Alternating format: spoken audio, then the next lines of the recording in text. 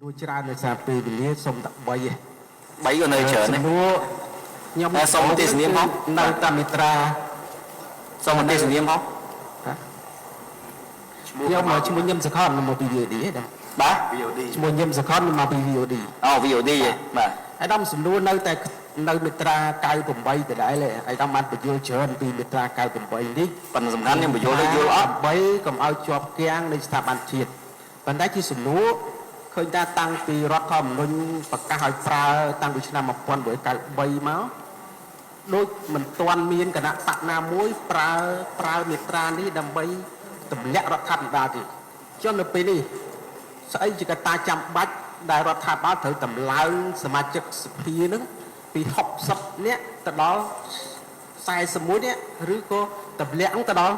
50+1មានកត្តាចាំបាច់អីបានជារដ្ឋាភិបាលលោកតម្លើងសមាជិកសភាក្នុងការស្ដីបន្ទោសឬក៏ទម្លាក់រដ្ឋាភិបាលនៅពេលនេះនោះសំណួរទី1ខ្ញុំកែតម្រូវកន្លែងនេះហើយអត់មានកែ50+1ទេសំលេង50+1អត់មានកែទេបាទពី1ជា3ដែលធ្វើញ៉ាត់ស្ដីបន្ទោសគឺ1ជា3មិនយ៉ាងដែរអត់ទេញ៉ាត់ស្ដីបន្ទោសកែមិនមែនកែពី1ភាគ3ទេកែពី30ទៅ1ភាគ3ពី60អត់មានកែពី60ទេពីមុនមកយើងច្បាប់ចាស់ហ្នឹងមេត្រាចាស់ហ្នឹងគឺ60នាក់អាចធ្វើញ៉ាត់ស្ដីច្បាប់ចាស់គេចែងតែ30នាក់ទេបាទ30នាក់អាចធ្វើសុំទោសឯកឧត្តម30នាក់អាចធ្វើញ៉ាត់ស្ដីបន្ទោសបានប៉ុន្តែមេត្រាយើងកែសុំកែថ្មីនេះវាទាល់តែ1ភាគ3មានន័យថា42នាក់បានអាចធ្វើញ៉ាត់ស្ដីបន្ទោសឬទម្លាក់រដ្ឋាភិបាលជាសំណួរចង់ដឹងថាចាំបាច់អីយើងត្រូវតម្លើងនៅពេលនេះព្រោះតាំងពីរដ្ឋធម្មនុញ្ញប្រកាសឲ្យប្រើជិត30ឆ្នាំមកគឺគណៈបកដែលចូលរួមនៅក្នុងសភានឹងមិនដែលប្រើសោះក៏តែសោះអាមេត្រានេះអាហ្នឹងគឺសំណួរទី1សំណួរទី2ឯកឧត្តមបានបញ្យល់ហើយថាការកែ9ដងមកហ្នឹងដោយសារតែយើងទំនុកទំលាយឲ្យមានការជាប់គាំងនយោបាយអីជាដើមហ្នឹងទៅហើយដើម្បីប្រយោជន៍ជាតិក៏ប៉ុន្តែជាទស្សនៈសង្គមស៊ីវិលដែលគាត់ធ្លាប់លើកឡើងហើយតែបានខ្ញុំលើកឡើងរឿងសង្គមស៊ីវិលខ្ញុំអ្នកសារព័ត៌មានជាស្ពានចម្លងពីបញ្ហាសង្គមស៊ីវិល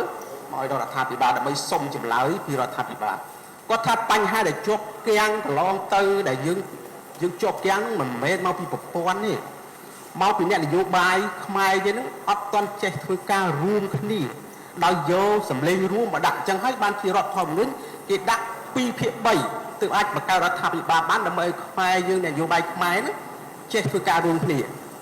ហើយខ្ញុំបានមើលក្លឹបកថារបស់រដ្ឋធម្មនុញ្ញដែរនិយាយថាយើងបានឆ្លងកាត់អីសោកនាដកម្មពីទសវត្សរ៍ហើយពេលនេះទៀតសង្គមស៊ីវិលថាអាការកែច្បាប់នេះដូចដែលបានលើកឡើងប្រមាណមាត្រាហ្នឹងគាត់ថាមិនមែនជាការចាំបាច់ទេមិនទាន់ជាការចាំបាច់ទេព្រោះពេលនេះគឺក្បាលម៉ាស៊ីនដឹកនាំរដ្ឋហ្នឹងនៅជាស្ថាប័នឯកបកនៅឡើយទេស្អីដែលចាំបាច់គឺច្បាប់ដែលគេសុំឲ្យកែច្បាប់គណៈបកនយោបាយ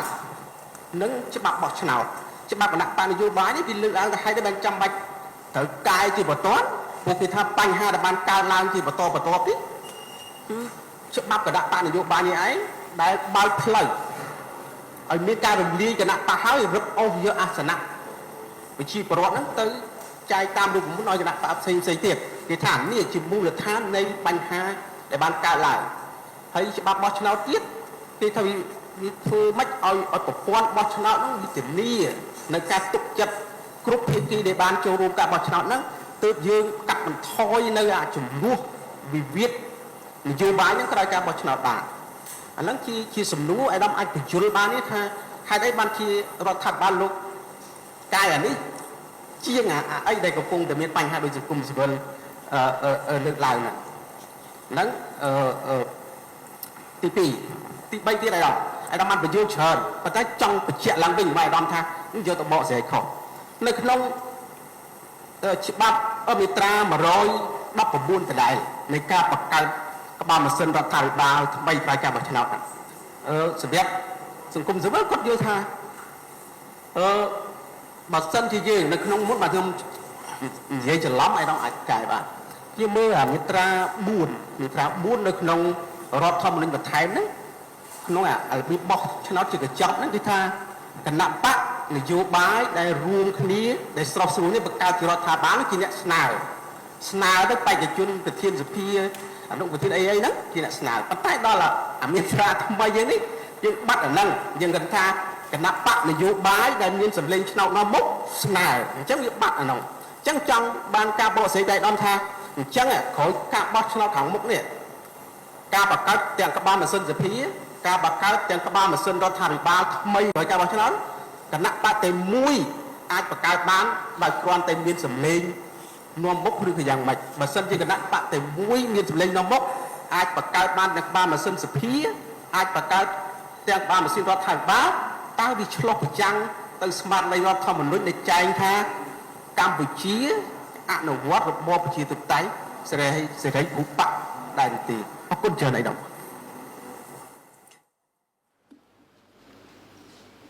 បាទអរគុណសំណួរពីខាង VOD ខ្ញុំចង់នេះទេភាគច្រើនក្តាប់ទៅដូចលើកឡើងមកហ្នឹងគឺក្តាប់ពីសង្គមស៊ីវិលហ្នឹងច្បាស់ប៉ុន្តែគ្រាន់តែខ្ញុំខំបកស្រាយយ៉ាងច្បាស់នៅទីនេះក្តាប់អត់បានសូម្បីតែសម្លេងពី30 60ហ្នឹងក៏ក្តាប់មិនជាប់ខ្ញុំស្ដាយដែរប៉ុន្តែសូមបដោតជាអារម្មណ៍មួយថាសូមមកយកចិត្តទុកដាក់ក្នុងការស្ដាប់ឲ្យបានហៅថាគ្រប់ជ្រុងជ្រោយដើម្បីយើងមានមូលដ្ឋានវិភាគថាតើគោលបំណងអីយ៉ាងម៉េចហ្នឹងវានៅកន្លែងណាភាពត្រឹមត្រូវព្រោះកាលណាយើងនិយាយពីគេហៅថាធម្មជាតិជាមនុស្សគឺនិយាយអំពីគេហៅថាភាពត្រឹមត្រូវហើយដើម្បីបានភាពត្រឹមត្រូវហ្នឹងគឺវាត្រូវការនៅការប្រមូលព័ត៌មានឲ្យបានគ្រប់ជ្រុងជ្រោយកាលណាវាអត់គ្រប់ទេវាពិបាកក្នុងការវិភាគវាចេះតែ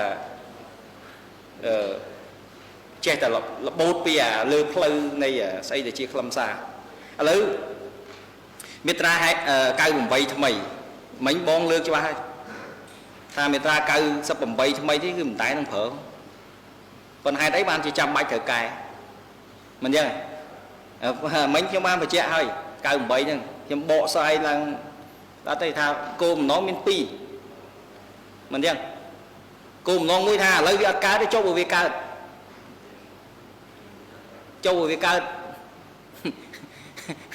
ឡូវបងបញ្ជាក់ខ្ញុំវិញមើលឥឡូវតើយើងជាពលរដ្ឋខ្មែរដូចគ្នាណាហើយយើងជាអ្នកគិតគូរប្រទេសជាតិទាំងអស់គ្នាចុះឥឡូវថា98អត់ទាន់កើតទេមាត្រា98អត់ទាន់ប្រើទេចុះបើមាត្រាហ្នឹងវាកើតមានមែនពេលទម្លាក់រដ្ឋាភិបាលហើយស្រាប់តែរដ្ឋាភិបាលអត់មានអាណាដឹកនាំមើលបងគិតមិន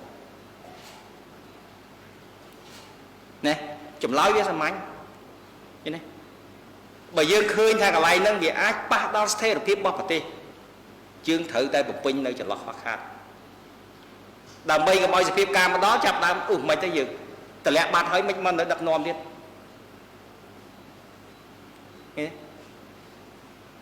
អាហ្នឹងហើយជាគោលគំនិតដែលបងសួរថាមិនចាំបាច់អីអាហ្នឹងហើយចាំបាច់ឥឡូវបងសួរខ្លួនឯងថាអាហ្នឹងចាំបាច់អត់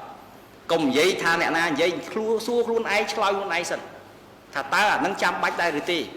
បើស្រុកអញមានបញ្ហាអញ្ចឹងហើយស្រាប់តែបាត់ម្ចាស់ការជួច្បល់អស្ថិរភាពកើតឡើងតើទៅធ្វើម៉េចទៅយើងមិនទេអញ្ចឹងយើងត្រូវបង្កើតនៅស្ថានភាពមួយភាពរឹងមាំមួយថាអ្វីគឺมันអាចស្ថិតក្នុងស្ថានភាពបាត់ម្ចាស់ការទេសម្រាប់ប្រទេសជាតិមួយនេះហើយមិនចេះតែបង្កើតប្រទេសទៀតថាតើក្នុងការអនុវត្តគេត្រូវធ្វើយ៉ាងម៉េចឃើញទេហើយយើងមើលនេះកុំយកអមត្រីអង់គ្លេសទំលាលែងថ្មីផងអាហ្នឹងវាជាផុសតាំងនៅក្នុងភ្នែកកុំអីអត់ជឿទៀតណាអត់ជឿទៀតគេយកអមត្រីលាលែងហើយប៉ុន្តែគាត់នៅបន្តដឹកនាំរដ្ឋាភិបាលរងចាំអ្នកថ្មីមកឃើញទេរងចាំអ្នកថ្មីមកប៉ុន្តែគេកែគ្រប់អស់ហើយគេកែគ្រប់ដល់ពេលឥឡូវវាអត់មានអីត្រូវកែទៀតទេឃើញទេតែឥឡូវសួរថាចាំបាច់ហើយវាចាំបាច់ដើម្បីអីដើម្បីធានាថាស្ថាប័នជាតិមានដំណើរការជាប្រក្រតីណាហើយมันមានភាពជាប់គាំងដែលនឹងបង្កអស្ថិរភាពមកដល់ប្រទេសជាតិតែអានឹងសម្រាប់ប្រយោជន៍អីមិនសម្រាប់ប្រយោជន៍ប្រទេសជាតិមិនអញ្ចឹងបាទទី2ខ្ញុំបានបញ្ជាក់មិញហើយមិញបងខាងបងរក្សាបានសួរឲ្យពីខាង AFP បញ្ជាក់ហើយបើរោសម្លេង30មិនថឹងបានផងមិនចាំបាច់រោសម្លេង30នេះផងអាចតម្លាក់គណៈរដ្ឋមន្ត្រីមួយបានឃើញទេវានៅតែរក្សាគោលការណ៍គ្រឹះទៅនៅតតែឃើញទេហើយយើងបើសិនជាអ្នកសិក្សាពីរឿងហ្នឹងគាត់យល់រឿងហ្នឹងហើយគាត់ទៅប្រកាន់រឿងពាក្យថា30នាក់ឬមិន30នាក់ ឥឡូវយើងដាក់សួរសំណួរថា30នាក់បានຂະຫນາດមកពីណាឃើញទេបានຂະຫນາດមកពីណាបើរដ្ឋធម្មនុញ្ញយើង1ភាគ3 2ភាគ3 1ភាគ10 1ភាគ4គេប្រើຂະຫນາດ1ភាគទាំងអស់ដល់ពេលស្រាប់តែចម្លែកមាត្រា1ដាក់30ឃើញទេបាទអញ្ចឹងភាពចាំបាច់ដែលយើងដាក់ជាសំណួរថាតើចាំបាច់ដែរទេទើបតែយើងដាក់ជាសំណួរសួរខ្លួនឯងសិនថាបើសភាពការពេលហ្នឹងវាមកដល់អញ្ចឹងតើគិតយ៉ាងម៉េចទុកឲ្យប្រទេសជាតិនឹងស្ថិតនឹងភាពច្បុកច្បល់បង្កើតអស្ថិរភាពឡើងវិញឬក៏យើងចង់ឲ្យមានអស្ថិរភាពណាអញ្ចឹងបើគ្រប់វាឆ្លើយថាមិនចង់មានអស្ថិរភាពអញ្ចឹងត្រូវរៀបចំវាហើយណាទី2យើងថាកែ9ដងខ្ញុំពេញចិត្តពាក្យបងនិយាយមិញថាកែ9ដងដើម្បីទំនួលទំលាយភាពជាប់គាំងត្រឹមត្រូវកែ9ដងដើម្បីទំនួលទំលាយភាពជាប់គាំងឃើញទេហើយអ្វីដែលចាំបាច់ជាងគេគឺធានាថាវាមិនមានភាពជាប់គាំងឥឡូវមិញបងថាមានអាកន្លែងផ្សេងទៀតមានការចាំបាច់ដូចជារឿងប្រព័ន្ធបោះឆ្នោតច្បាប់បោះឆ្នោតឥឡូវច្បាប់បោះឆ្នោតបងដឹងថាច្បាប់បោះឆ្នោតហ្នឹងមានយើងកែប៉ុន្មានដងកែតម្រង់ក្រោយ2013ច្បាប់បោះឆ្នោតថ្មីទាំងអស់ត្រូវទេឥឡូវគាត់ថាអត់ទេអត់ត្រូវទៀតឥឡូវទៅធ្វើមិនឲ្យត្រូវឥឡូវដាក់ជាសំណួរថាធ្វើមិនឲ្យត្រូវសូម្បីឲ្យបងទៅអង្គុយកាន់កន្លែងហ្នឹងក៏គេថាត្រូវដែរឥឡូវមានកែទេឃើញទេប្រព័ន្ធបោះឆ្នោតរបស់យើងកែសូម្បីតែក្រុមគណៈកម្មការជាតិរៀបចំការបោះឆ្នោតក៏ដាក់បញ្ចូលទៅក្នុងរដ្ឋធម្មនុញ្ញដែរហើយយើងថាត្រូវកែឥឡូវមើលខ្ញុំសួរមើលកែយ៉ាងម៉េចពីណាដែលថាអាចថាកែហើយមិនមាន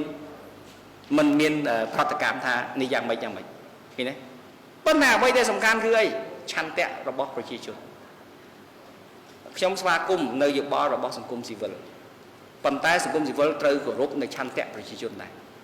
ឃើញទេឥឡូវជារឿងធម្មតាមិនកំពុងកែនេះកែនោះគឺការសម្រេចចិត្តរបស់គណៈបកដែលដឹកនាំរាជរដ្ឋាភិបាលហើយនឹងតំណាងរាស្ត្រឃើញទេអញ្ចឹងបើសិនជាចង់កែយើងកុំសុំឲ្យគេកែខ្លួនឯងមិនចឹងអញ្ចឹងតាមរយៈការបោះឆ្នោតយន្តការបោះឆ្នោតអ្នកដែលមានអាសនៈច្រើនជាងគេរដ្ឋសភាដឹកនាំទៅបើអត់ទេអាសនៈមួយចំនួនក៏មានសិទ្ធិស្នើច្បាប់ដែរមានសិទ្ធិស្នើដែរធ្វើបានមិនធ្វើមិនបានធ្វើបានរដ្ឋធម្មនុញ្ញបើទាំងអស់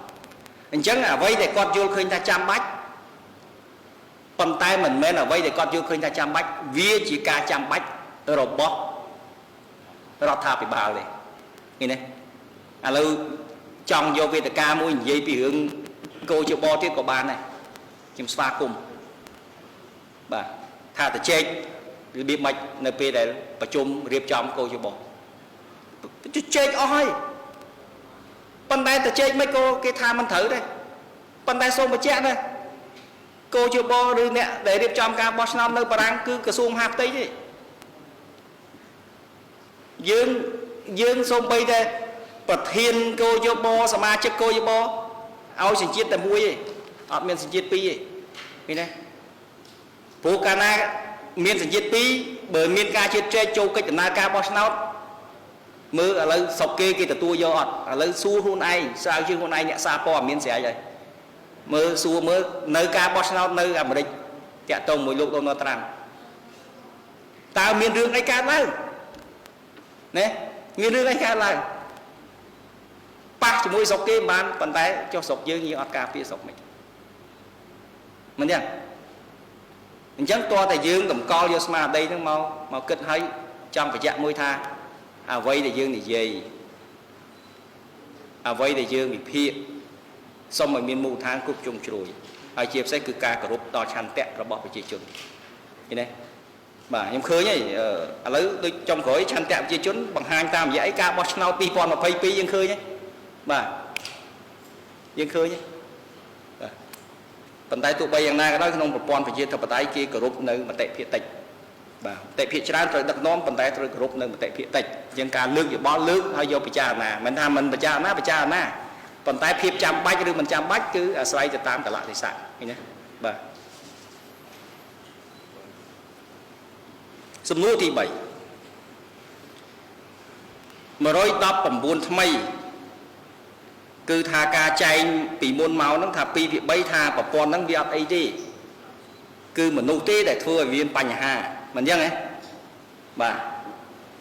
tại sao ấy người ta chạy thương mấy là mây ơi mình nô thua ca cho mũi cái này tới một quán người lo mình dân và lấy những đạn sầm nua chuông bom mình châu bờ sân nhìn nô nẹn vô bài ấp thua ca cho mũi cái này bán tao vì dạng mày và quán nó lo đi đấy là tập phó những khơi vậy đó mình dân là tập phó những khơi nhé xong bây giờ dương thưa ca như mũi công thì dây đo lượng kẻ tôn nơi nông phong thầm là mà chất rùa xa dưới này là ở tăng pin chất dương phong mình dân ở đây một buôn mấy nên lây lạc nè sợ lanh nè trong ngọc điệp ca miền côn miền ấy phóng nơi ta lây lạc nè điện thấy mà ai cho mấy dương từ vô một con mũi chặt con nè thôi ta thưa ca mũi nè bơm thưa mình bàn cho sầm nuôi nhưng đã xua bên ta cho bờ phương mình bàn mèn mình dân ta dương sọc chất ơi mình nu để thưa ca mình bàn đó nghe vô và tê chiết và chia chôn dương thưa chậm nạp mang màn này thì họ bán đi chẳng bon lược lãng thở ca cai một môn lương đấy cứ tầm bay tùm lưu tùm đi được phép cho kèm ta ca tùm lưu tùm đi phép cho kèm tầm bay ở đây cứ tầm bay ở đom phải chói rồi bóc pro tê chiết rồi bỏ gì mình nhá và tê sa ban ở cho kèm miền Aste phép vô bái và tê ở miền sừng krim miền đại ca bị vót miền đại say sốc anh đang chia ở đây dương trong man mình nhá này thấy con tay vừa sân chia dương mình mưa khơi và chậm nói đừng che mưa khơi nào à ní thử thui chẳng lỗ tôi không ai thử tôi ní ở bán thế dương thử mưa hà lấy bia chia ca bị vót đo đầm nạ ca mối đèn nẹn nhiều bái vô khơi thả đàm bay đầm co pho và giao chiết chiết thống dương cài pi phía bay từ hà sân bụng mũi cái nhé hai sầm lên pi phía bay được pi nút tầm bay cái việc cứ chìm tầm nang ở vậy nhầm su bỏ việc cứ chia tầm nang ở chăn tét ở bọc rồi chia chôn đại ban bằng hai tam dạ cả bọc nó chưa rước tầm nang bọc luôn từng quy là rõ sập hiện cái đấy còn tay chỉ ca sau bài để khá quạt cất thà quạt được lái quạt tầm nang ở bị chia chôn tay mình đang thà quạt từ tu ban cả bọc nó bị chia chôn banประมาณthì mình như này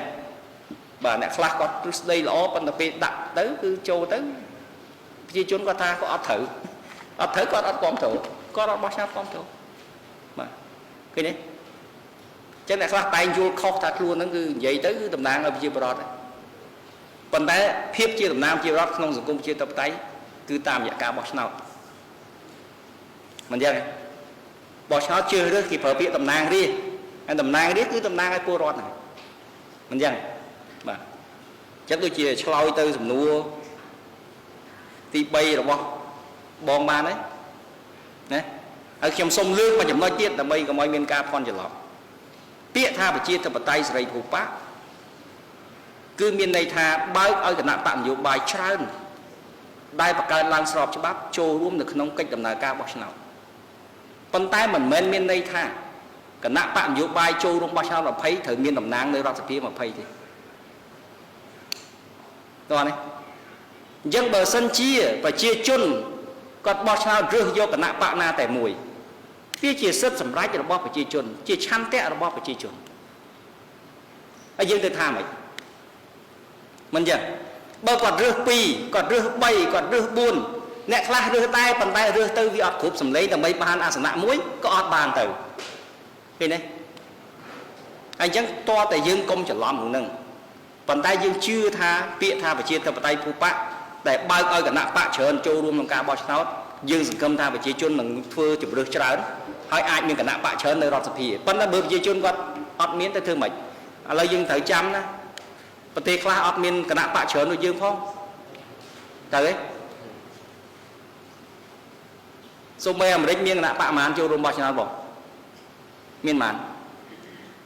ba hàng view đi em xua miền pi chứ ba chiêng kì chứ ba mong miền pi hay là xua ra cả nặng bạ na biết chứ ba liệt chồng mấy cùng bố ba người mình nặng bạ mà phơi vậy mình chưa này ấy vừa pon với khó khăn nè mà bên này vừa pon này lõ gà ta ấy để chi một đom phải giáo bậc tê chít kì what is the best for the country สำคัญอย่างนี้คือนั่งนี่มันยังไง ចឹងគេថាពីហ្នឹងល្អហើយអីល្អហើយទៅបាទទីខ្លះគាត់នៅតែប្រកាន់យករបបដឹកនាំតាមបែបផ្សេងប៉ុន្តែគេថាអាហ្នឹងគេថាល្អអាហ្នឹងល្អរបស់គេបាទហើយបើផ្អែកតាមរដ្ឋធម្មនុញ្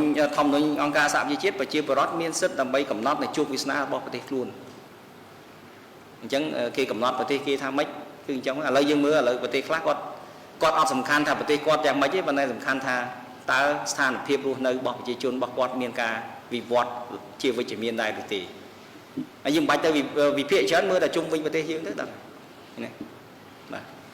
ឡូវដោយសារបងសួរសំណួរទៅវាឃ្លាតចាក់បន្តិចខ្ញុំក៏ឃ្លាតចាក់បន្តិចទៅតិចតួចយើងអីដើម្បីយល់គ្នាមិនអញ្ចឹងហ៎បាទ